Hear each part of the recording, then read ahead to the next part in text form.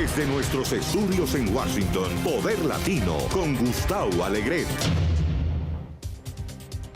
Bienvenidos a Poder Latino. Hoy vamos a mirar a la diplomacia estadounidense. Esta ha sido una presidencia, está siendo una presidencia, la de Donald Trump, distinta, con un candidato distinto. Y muchos le pondrán en el distinto más adjetivos. Es diferente, sin duda, a la de otras presidencias que conocemos, presidencias contemporáneas y probablemente de la historia de Estados Unidos, por cómo es el personaje, pero también por su estilo, por sus formas, por su manera de ejercer el poder, la relación con los votantes y la diplomacia.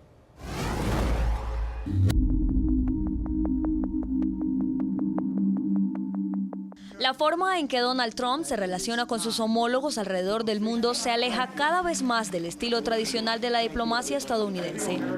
El presidente se dirige a la comunidad internacional más como un empresario acostumbrado a obtener lo que quiere que como un hombre de Estado.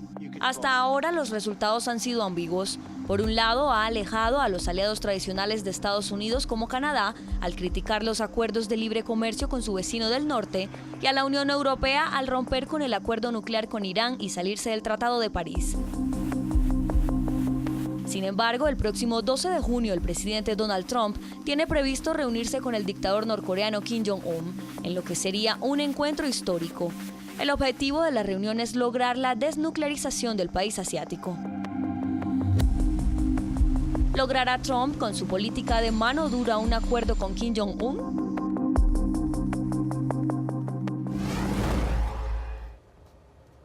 Un estilo único, un estilo inconfundible, un estilo de Donald Trump.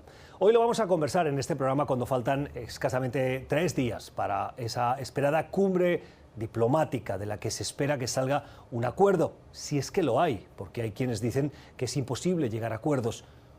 No solo porque la parte contratante, es decir, el régimen de Corea del Norte no es de fiar, sino porque Donald Trump, per se, tampoco diplomáticamente es de fiar. Hoy lo vamos a conversar con Juan González. Él es vicepresidente de The Cohen Group y asesoró al ex vicepresidente de Estados Unidos. Señor González, gracias por estar con nosotros. Bienvenido. Por la invitación. Y con Roger Pardo Maurer, es ex subsecretario de Defensa.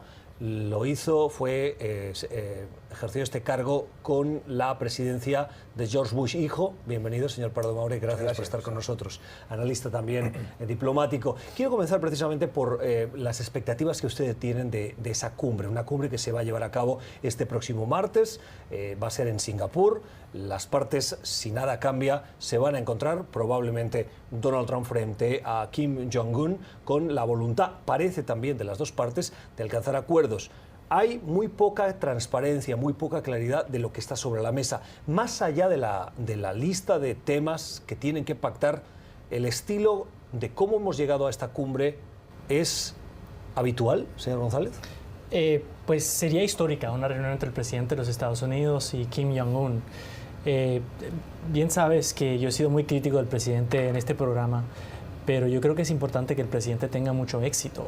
Pero la pregunta es cómo definimos ese éxito. Yo creo que no hay duda de que el presidente, cuando regrese de Singapur, va a declarar victoria. Habrán fotos y en Twitter él hablará sobre todo lo que ha podido hacer. Pero aquí lo que tenemos que reconocer es que Corea del Norte es un país que tiene por lo menos 7 cabezas nucleares explosivas, docenas de misiles balísticos capaces de alcanzar a los Estados Unidos y hacer daño alrededor del mundo. Entonces es algo que es importante para el resto del mundo, la seguridad nacional de todos los países del mundo. Y cualquier compromiso que haga el presidente necesita incluir un compromiso de revelar el inventario nuclear que tiene Corea del Norte. Número 2, algo verificable que incluya la participación del Congreso estadounidense, verificar ese acuerdo. Pero a tu pregunta, siempre en estas conversaciones, y pasó lo mismo con Irán cuando estuvimos nosotros en la Casa Blanca, mucho de esto pasa a través de puertas cerradas.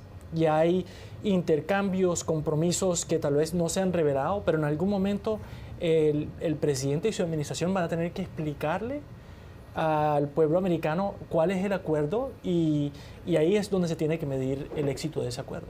El estilo de amenazar, descalificar, suspender la crisis o la cumbre y amenazar con suspenderla, reconvocarla, crear suspenses sobre si uno va o no va, es habitual en boca de los protagonistas? Yo creo que es algo que es muy eficaz a corto tiempo, especialmente en la política estadounidense. Y yo tengo que reconocer que hay ciertas cosas que han hecho que fuera de lo normal, que han podido avanzar ciertas cosas. Por ejemplo, el tema de Venezuela es algo que yo tengo que reconocer.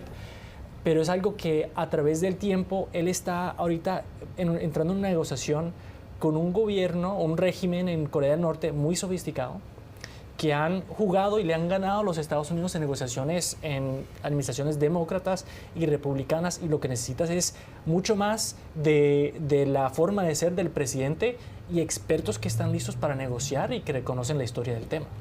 Roger Pardo. Mira, Gustavo, en tratar de prepararme para este programa, lo que me llamó la atención es la mala calidad de la información de la cual disponemos.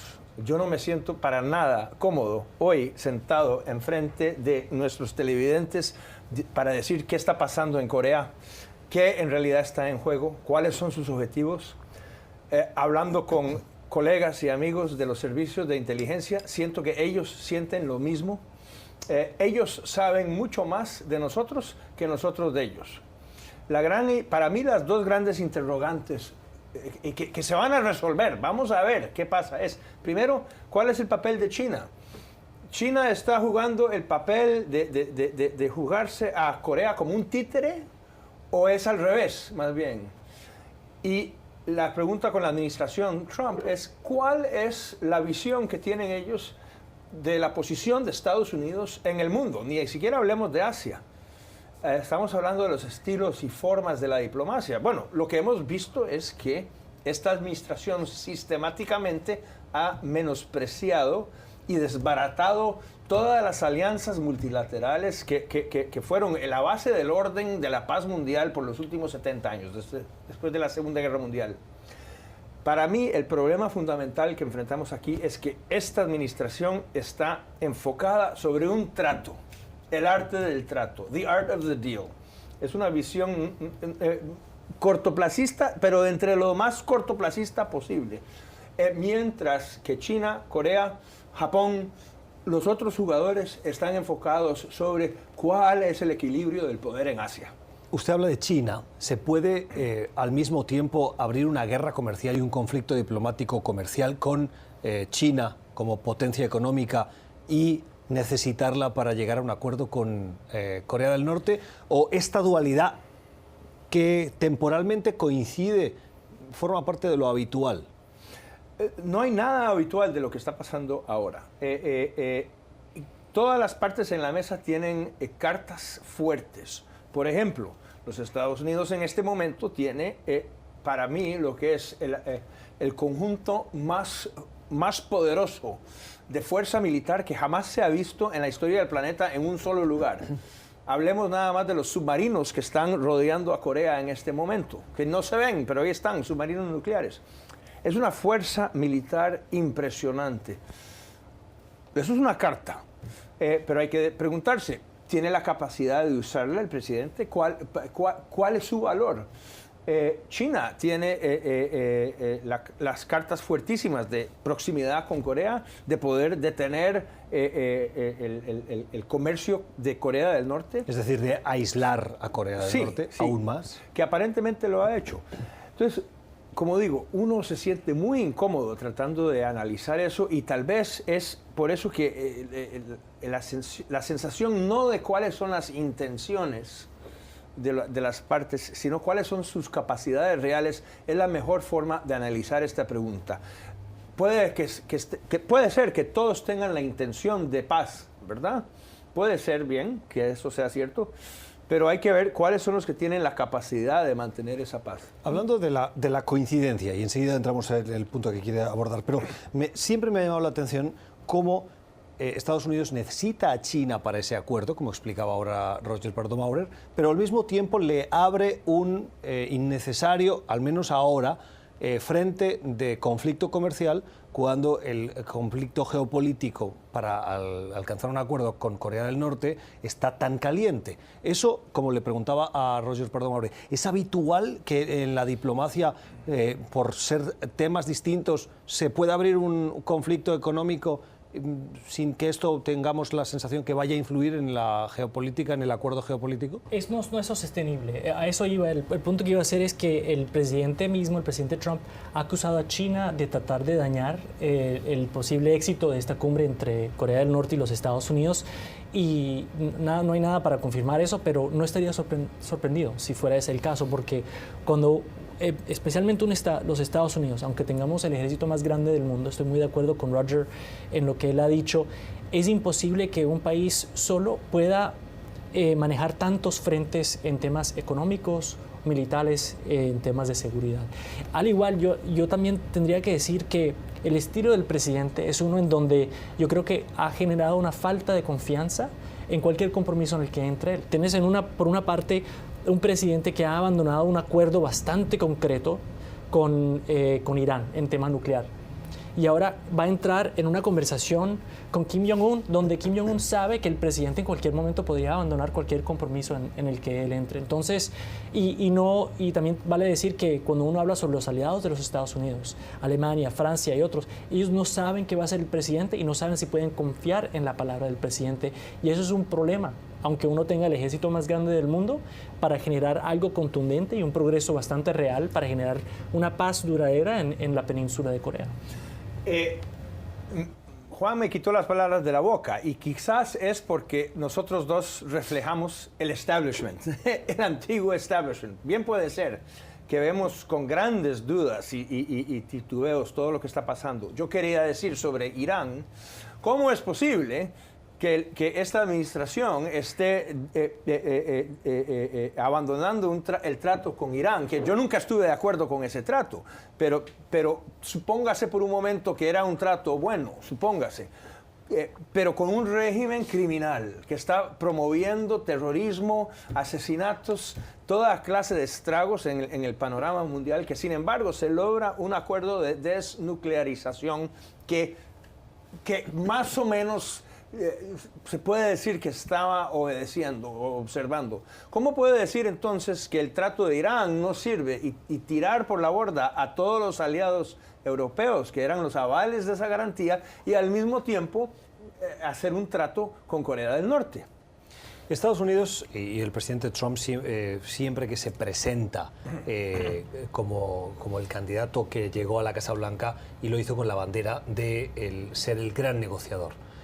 ¿Donald Trump se puede permitir salir de la cumbre de Singapur sin un acuerdo, habiéndose presentado en campaña y luego durante todas estas últimas semanas su habilidad de conseguir acuerdos? Ya lo hizo. Acordémonos que se había establecido una fecha para una reunión entre Trump y Kim. Inclusive había una compañía en Washington que acuñó monedas conmemorativas con la fecha impresa de esa cumbre que no ocurrió. Entonces, eso lo hizo, eso definitivamente es parte de su estilo de negociación y en eso voy a decir que me parece que lo manejó bastante bien, que la preocupación que yo tenía era que estaba tan comprometido con conseguir un trato, por malo que fuera, que se lo podrían jugar, ¿verdad? ¿Y ahora no lo está ya comprometido? ¿Quién sabe? Vamos a ver. Lo que me preocupa a mí, Roger, es que también es cómo definimos el éxito, ¿no? Yo creo que el éxito, como había dicho, tiene que ser tal vez compromisos a largo plazo, pero con medidas concretas a corto plazo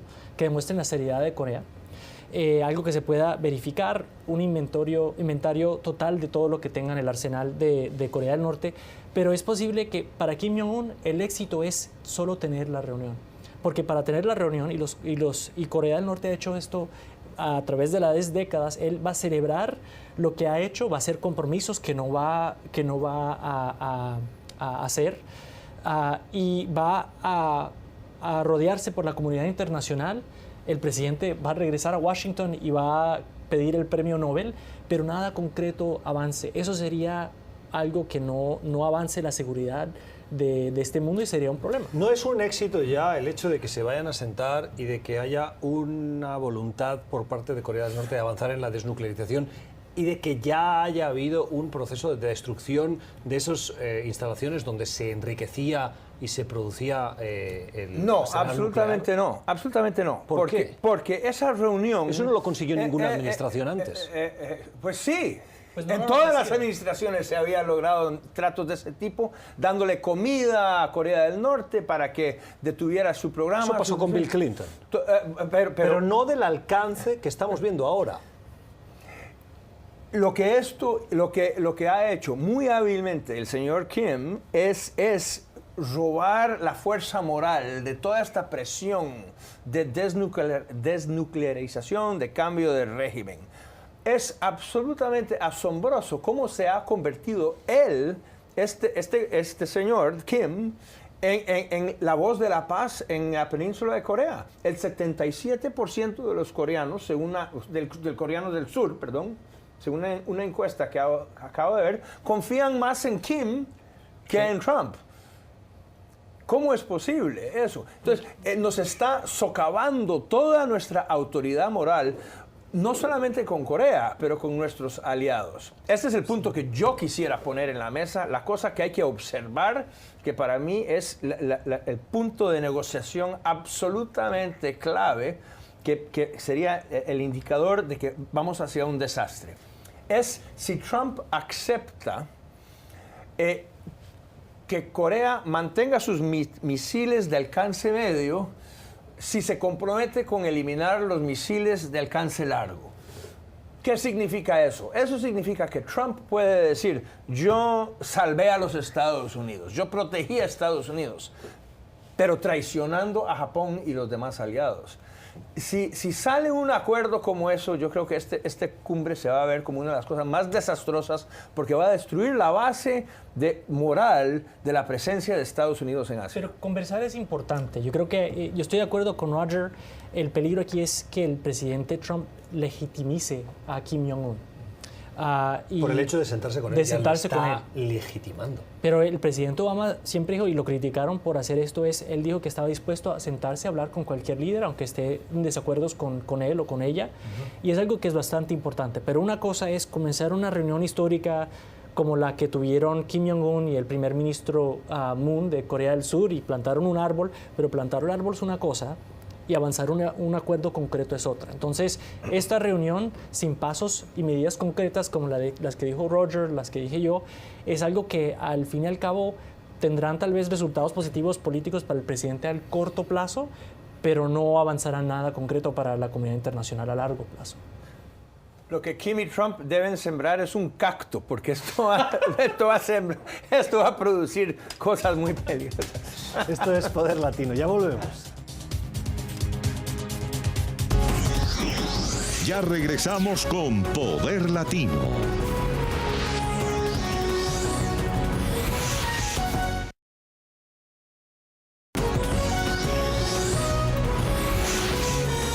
Continuamos con Poder Latino. Seguimos en Poder Latino hoy conversando con Juan González y con Roger Pardo Maurer sobre la diplomacia estadounidense y el estilo Trump. La diplomacia Trump. Usted hablaba de cactuses antes, sí, y que tenían que plantar un cactus. Mire, aquí está el cactus y lo voy a poner aquí que sirva de... Pues ojalá que eso no aparezca debajo del sillón en ninguna de las reuniones, porque creo que va a ser así de incómodo entre ellos. Dicen que en el Feng Shui dicen que los cactus no son muy buenos porque las espinas generan un cierto rechazo y tensión. Pues ahí lo vamos a dejar como símbolo de la reunión. Bueno, estábamos conversando sobre los estilos de Trump, sí, y hablábamos sobre hasta qué punto la diplomacia Trump, si la podemos denominar así, es cortoplacista. Una de las promesas de Trump en campaña fue retirarse del Acuerdo de París, acuerdo climático, situando a Estados Unidos en una lista tan corta como la de 2 países, uno es Siria y el otro es Nicaragua, si no recuerdo mal, y Estados Unidos. Nicaragua ha decidido firmar el Acuerdo de París, solo queda Siria. Y en esa lista está ahora mismo Siria y Estados Unidos. ¿Qué mensaje lanza esto para la trayectoria o la credibilidad de la presidencia? Si no estoy mal, lo que ha habido siempre es un acuerdo por parte de las nuevas administraciones que entran es la de respetar el legado de las anteriores hasta cierto punto. Trump parece que está construyendo su legado en la destrucción del legado anterior, y no solo interno sino externo. Desde el punto de vista diplomático, ¿qué mensaje está construyendo, está lanzando esta administración? Pues definitivamente es lo que está haciendo el presidente. Trump no tiene una política de gobierno más que algo que es como una extensión de su personalidad, y es algo que él tiene personalmente en contra del presidente Obama. Pero cuando habla sobre el cambio climático, eso también resalta en varios otros ámbitos, yo creo que la perspectiva de Latinoamérica y otros países del mundo hacia los Estados Unidos, que es que la relación entre los Estados Unidos y el resto del mundo se ha vuelto de una relación estratégica en donde los Estados Unidos es el líder en formar y avanzar la agenda, ahora una relación mucho más a nivel táctica, en donde los países tienen que trabajar con los Estados Unidos porque saben que es la economía más grande, el ejército más grande, mucha influencia, pero no es una de confianza ni de amistad estratégica a largo plazo. Y eso es un grande problema. Especialmente cuando estás viendo, por ejemplo, elecciones en México, elecciones en Colombia y en otras partes donde estos presidentes se pueden preguntar a ellos mismos dónde están nuestros intereses. ¿Debemos ver hacia el norte para ver cómo colaboramos con los Estados Unidos? ¿O es posible que veamos barcos militares chinos en México cuando si gana a Andrés Manuel López Obrador? Y eso yo creo que es una posibilidad real. Entonces, cuando los países de la región hoy en día quieren avanzar un tema como el cambio climático, es uno en donde yo creo que antes era el primer país que llamaban, eran los Estados Unidos, ahora es el último. Y eso es un problema. El estilo de la diplomacia se ha convertido en la sustancia de la diplomacia. Es mi forma de verlo. Lo que me preocupa a mí son dos tendencias psicológicas, ya que estamos entrando en una especie de psicoanálisis de este gobierno, que yo veo en personas que yo he conocido de administraciones anteriores y que son figuras públicas. Para mencionar a John Bolton como un ejemplo. Tienen dos instintos. Uno es menospreciar las alianzas, lo multilateral, los acuerdos internacionales. Esto lo hemos visto con sus ataques con lo que era la piedra angular del sistema económico en Norteamérica, NAFTA. O sea, sin el menor titubeo, eso lo han tirado por la borda. A favor de lo que dicen van a ser alianzas bilaterales, Canadá con Estados Unidos, México con Estados Unidos. Yo creo que eso no va a funcionar. Es una actitud sumamente peligrosa. Es fácil tener esa actitud cuando todas las cosas van bien, pero cuando las cosas van mal, uno de pronto necesita aliados. La segunda es tal vez sobreestimar la efectividad del poder militar de los Estados Unidos. Y eso lo digo yo, habiendo sido subsecretario civil en el Pentágono y también combatiente en Irak y en Afganistán. Hay límites muy, muy importantes sobre lo que puede hacer el poderío militar. Y tal vez el límite más importante que enfrenta esta administración es que no tiene la base social en este país para una acción militar. Yo creo que cualquier acción militar en cualquier campo, por cualquier cosa que haría este presidente, dividiría el país de una forma extremadamente peligrosa. Entonces, para mí, esa carta que la manejan como cuestión de estilo, el ejército, las fuerzas, todo eso, esa carta tiene un valor mucho menor de lo que creen los de la administración que tienen en la mano. Entonces, todo esto puede estar llevando en algún lado a un cálculo equivocado. Los que tienen niños pequeños se acordarán de ese juego de bloques, donde uno hace una torre de bloques y el juego se trata de a ver cuántos bloques uno puede quitar sin que se desmorone. Eso creo es lo que estamos viendo aquí. La consecuencia que parece que Trump que inspira todas estas decisiones es el querer estar cerca de su base electoral.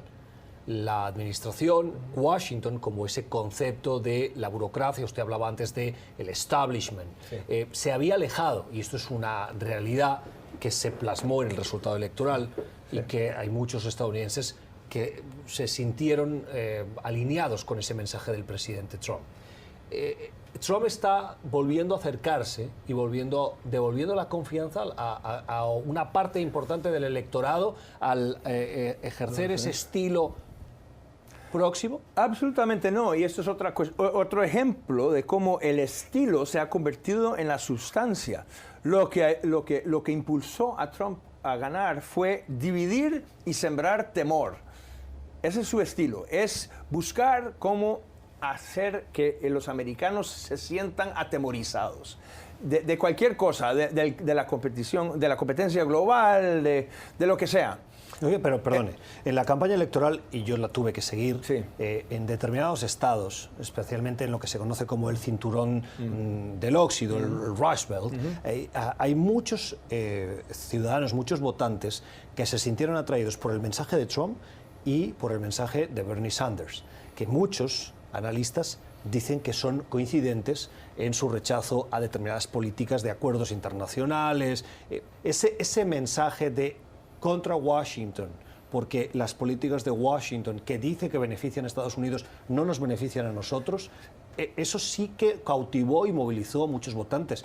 Y ahora, visto en perspectiva, recuerdo la gente que salía de los meetings de Trump, cuando él era un candidato de 10, 15 aspirantes, 16 aspirantes republicanos, y la sintonía que veía y la cantidad de gente que aglutinaba era llamativa. Y en aquel momento no nos dimos cuenta, los medios, de la conexión emocional que había entre ese candidato y la mayoría de gente de muchos de esos estados.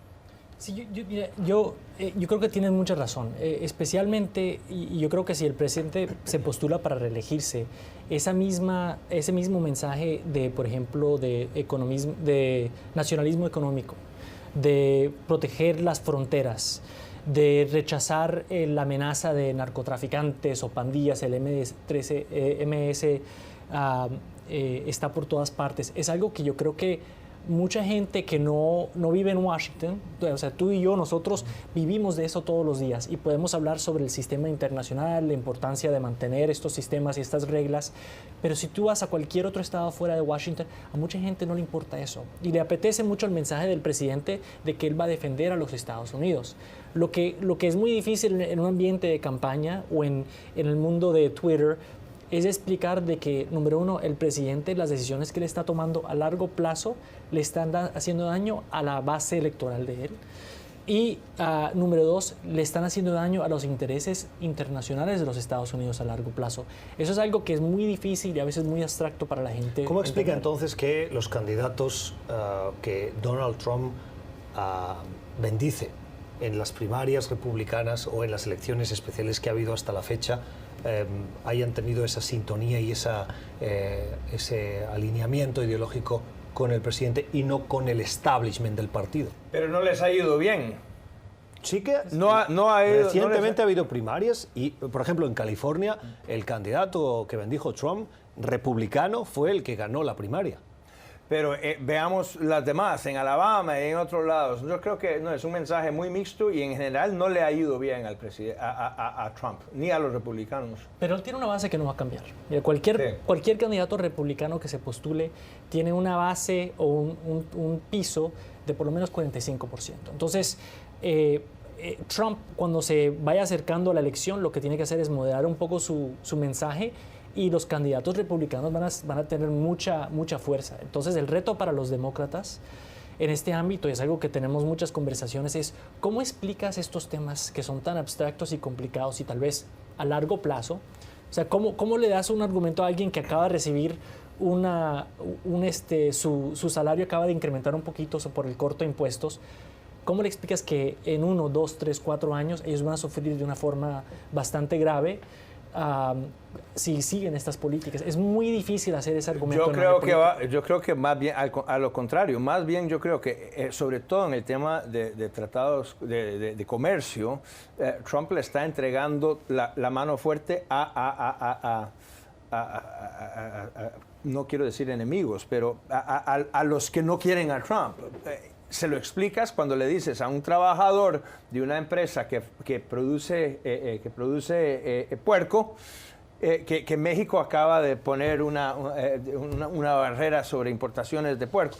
A uno en Kentucky, en el distrito de Mitch McConnell, cuando Europa de pronto detiene las importaciones de bourbon.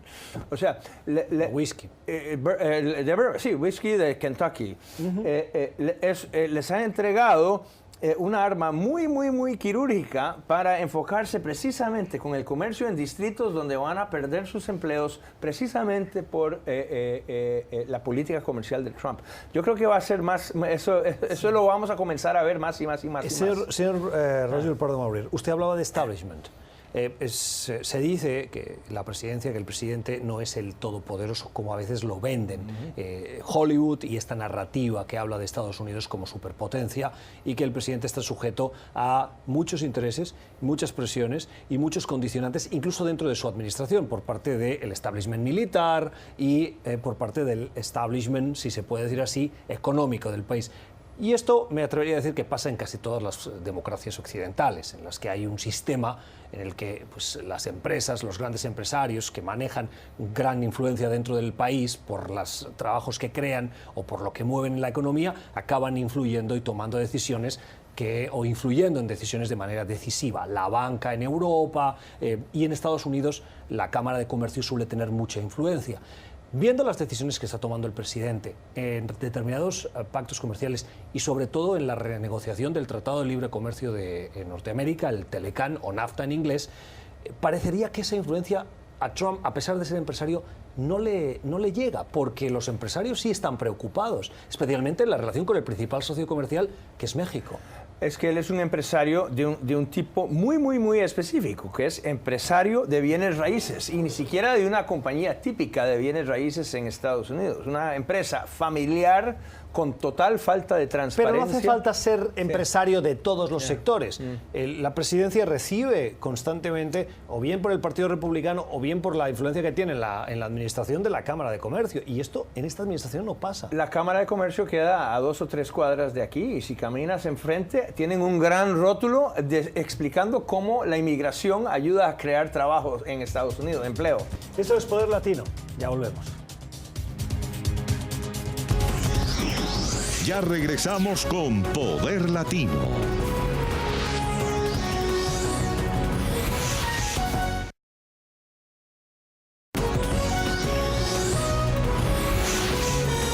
Continuamos con Poder Latino. Seguimos en Poder Latino hablando del estilo diplomático de esta administración, particularmente de la diplomacia Trump. Cuán diferente es, qué consecuencias tiene a corto, a medio y a largo plazo para la estabilidad internacional, pero también para la credibilidad de Estados Unidos. Esta semana pasada, la Organización de Estados Americanos aprobó una resolución, una polémica resolución que fue respaldada por 19 de los 34 estados que forman parte de ese organismo hemisférico. En su 48ª Asamblea General, los países, de manera mayoritaria, decidieron decirle a Venezuela que no reconocían el resultado de las pasadas elecciones del 20 de mayo, le decían que es momento de abrir espacios para la entrada de ayuda humanitaria y le recordaban, reafirmaban su compromiso con lo que se conoce con la aplicación de la Carta Democrática, y mencionaban 2 artículos, el 20 y el 21 de esa carta. El 20 apelando a los buenos oficios cuando en un país del hemisferio se ha roto la democracia, y el 21 como posibilidad de aplicar una sanción importante, la de suspender a ese país, en este caso a Venezuela. Eso se aprobó. ¿Cómo se llegó a esa aprobación?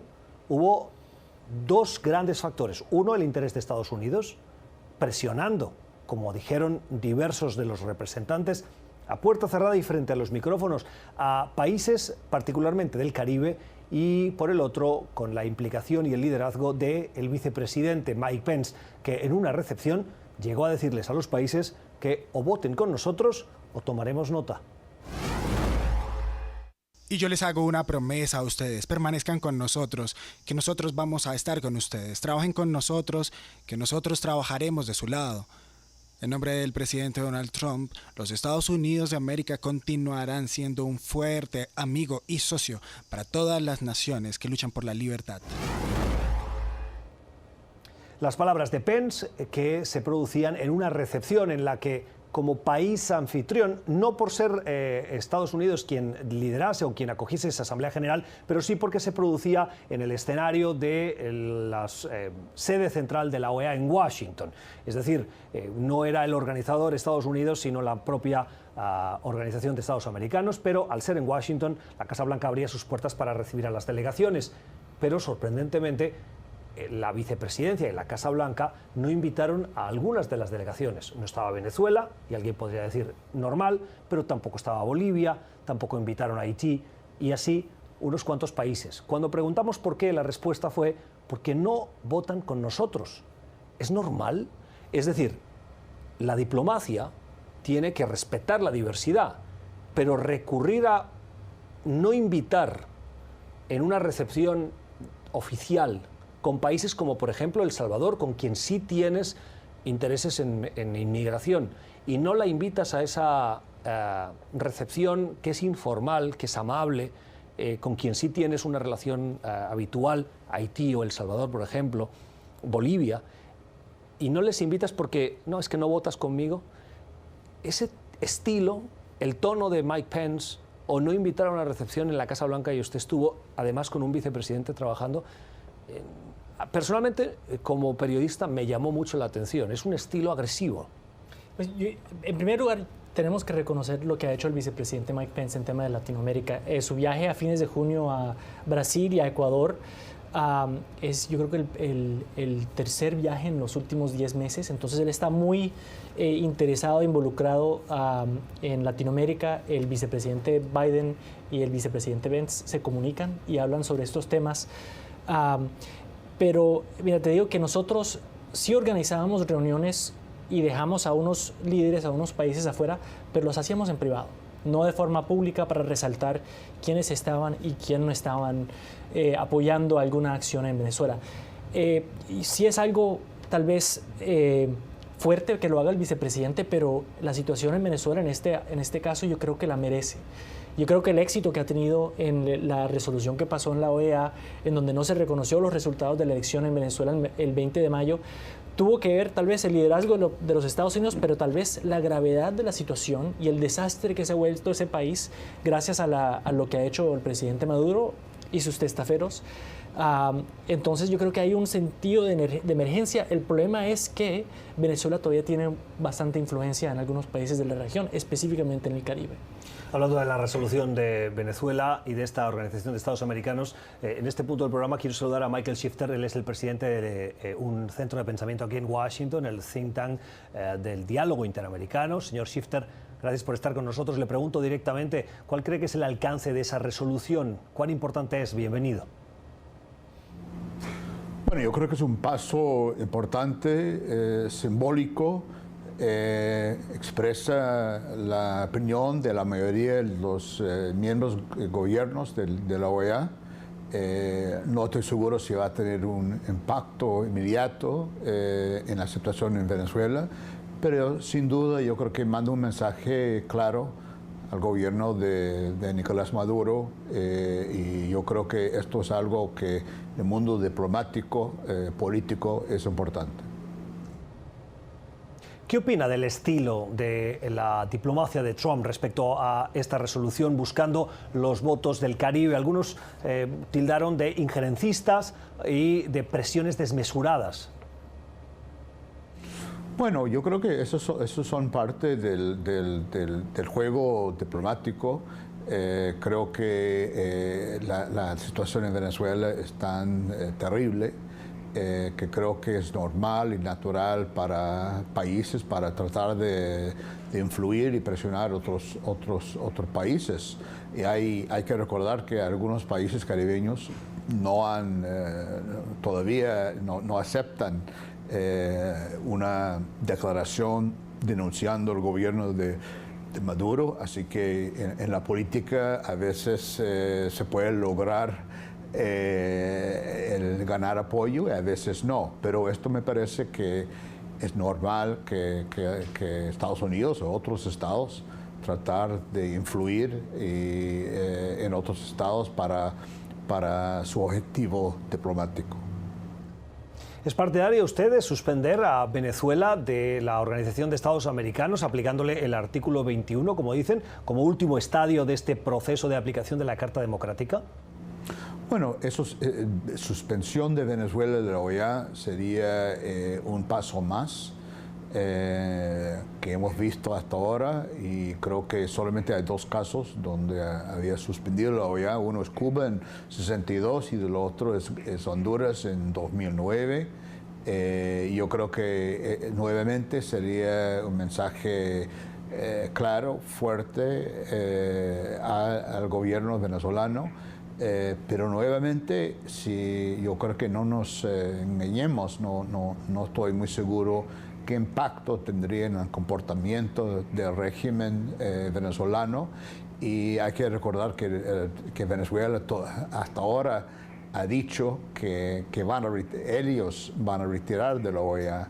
Entonces una suspensión sería básicamente lo que ellos querían, la decisión que tomaran de todas maneras. Así que si bien me parece que sería una expresión más contundente de la comunidad hemisférica con respecto a Venezuela y el régimen de Maduro, no resuelve la crisis profunda que debe ser el foco de tensión de todos los países en la región. Michael Shifter, el presidente del Diálogo Interamericano. Nosotros hacemos una pausa en este punto del programa y volvemos en la recta final de Poder Latino. Ya regresamos con Poder Latino.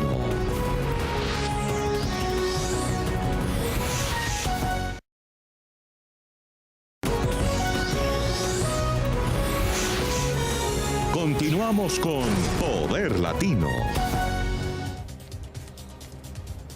Seguimos en Poder Latino conversando sobre la diplomacia Trump, el estilo de esta administración. Señor Pardo-Maurer, le quería dar antes la palabra, pero teníamos a Michael Claro. Shifter. La injerencia y las presiones para conseguir esa resolución. Sí, yo quería mencionar el caso de Venezuela. Para mí me queda muy claro de que no va a haber cambio en Venezuela sin fuerza. Esa fuerza tiene que venir de los venezolanos. La mejor solución, me parece a mí, es un golpe de Estado por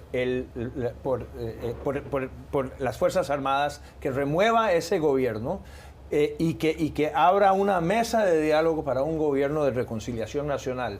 Ahí eso es una decisión unilateral, pero de los venezolanos y de las Fuerzas Armadas de Venezuela defendiendo la constitucionalidad de Venezuela. Estados Unidos puede apoyar eso. Yo le agradezco mucho la opinión, pero ¿es usted demócrata?